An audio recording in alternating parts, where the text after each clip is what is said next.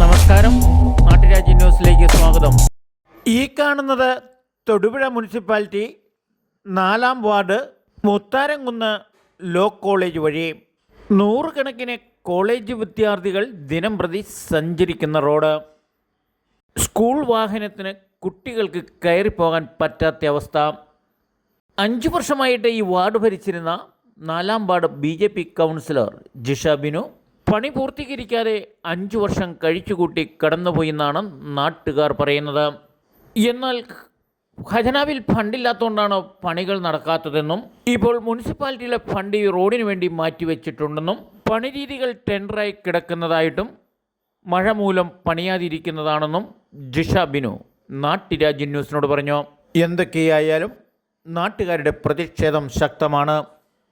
ചേട്ടാ, ഇത് ലോ കോളേജിലേക്കുള്ളൊരു വഴിയാണ്, അല്ലസർ മെഡിക്കൽ കോളേജിലേക്കും കൂടിയുള്ളൊരു വഴിയാണ്. പിന്നെ നമ്മുടെ പാറ ജംഗ്ഷനിലേക്കുള്ളൊരു പ്രധാന ജംഗ്ഷൻ ഇഷ്ടംപോലെ ജനങ്ങൾ ഇവിടെ താമസിക്കുന്നതാണ്. ഈ വഴി ഇങ്ങനെ കിടന്നിട്ട് എത്ര കാലമായി ഇതിങ്ങനെ? ഈ വഴി ഇങ്ങനെ കിടക്കാൻ വേണ്ടിയിട്ട് ഒരു 5 കൊല്ലമായിട്ടുണ്ട്.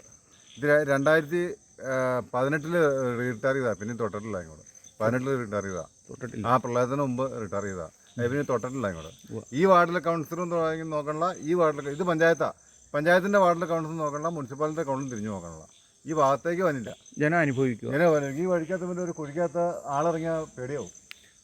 ഈ റോഡിൻ്റെ അരിയിലെ കാട് ഞങ്ങൾ കാശ് കൊടുത്ത് ഈയിടെ ഞാൻ ഇത്തവണ മരുന്ന് പഠിച്ച് കണ്ടതിനാണ്. ഫുൾ മഴയത്ത് വെള്ളം കെട്ടിക്കിടന്ന ബൈക്കാരൻ വന്നാൽ വീഴും, തീരും.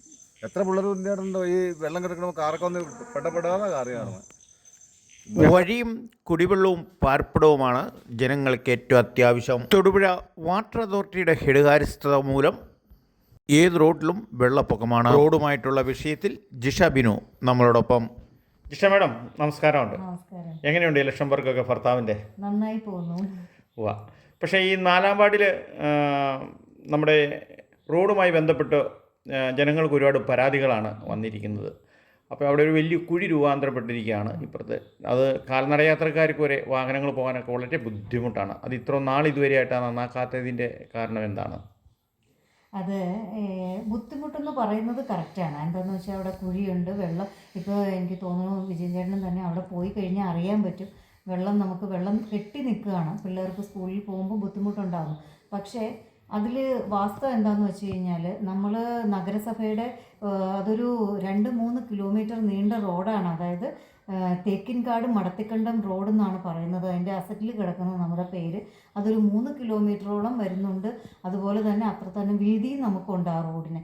നമ്മുടെ ഒരു സൈഡ് നമ്മുടെ മുനിസിപ്പാലിറ്റിയും അതിൻ്റെ ഒരു ഓപ്പോസിറ്റ് സൈഡ് നമുക്ക് പഞ്ചായത്തും വരുന്ന കാരണം മുനിസിപ്പാലിറ്റിയുടെ റോഡ് ആയതുകൊണ്ട് തന്നെ മുനിസിപ്പാലിറ്റിയുടെ ഫണ്ട് മാത്രമേ നമുക്കതിൽ ഉപയോഗിക്കാൻ പറ്റിയിട്ടുള്ളൂ.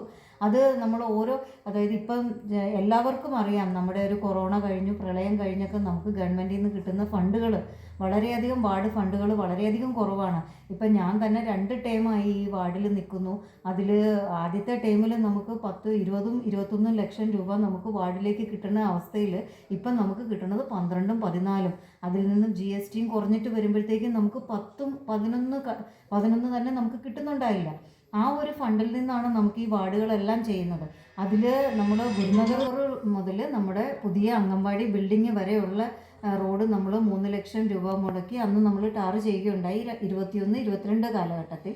അത് കഴിഞ്ഞ് നമ്മൾ 24, 25 പ്രൊജക്റ്റിൽ നമ്മൾ ഈ അതായത് നമ്മുടെ അംഗൻവാടി മുതൽ ലോ കോളേജിൻ്റെ ഭാഗം വരെയുള്ള ഫുൾ ടാറിങ്ങിൻ്റെ ഫണ്ട് നമ്മൾ വച്ചിരിക്കുന്നതാണ്. ഈ ഫണ്ട് ഉപയോഗിക്കണമെങ്കിൽ ഈ കാലാവസ്ഥ ഇങ്ങനെ നിൽക്കുന്നത് കൊണ്ട് മാത്രമാണ് ഫണ്ട് ഉപയോഗിക്കാത്തത്. ആ ഒരു പ്രോജക്റ്റ് നമുക്ക് നമ്മുടെ വാർഡിൽ തന്നെ 2 റോഡാണ് ഇതുപോലെ പോയി കിടക്കുന്നത്.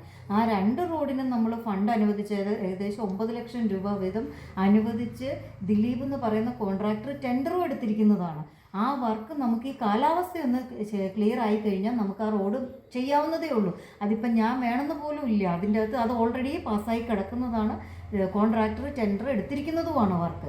അത് ഇപ്പം നമുക്കറിയാം, ആ റോഡ് തന്നെ നമുക്ക് നോക്കിയാൽ അറിയാം. അത് ആദ്യം നമ്മൾ തെക്കിൻകാട്, അതായത് നമ്മുടെ വെങ്ങല്ലൂർ കുമാരമംഗലം റോഡിൽ നിന്ന് നമ്മുടെ ലോ കോളേജ് വരെ ഈ പറഞ്ഞ മാതിരി 2020-21 കാലഘട്ടത്തിൽ MLAയുടെ ഫണ്ട് ഉപയോഗിച്ച് നമ്മൾ ചെയ്തതാണ്.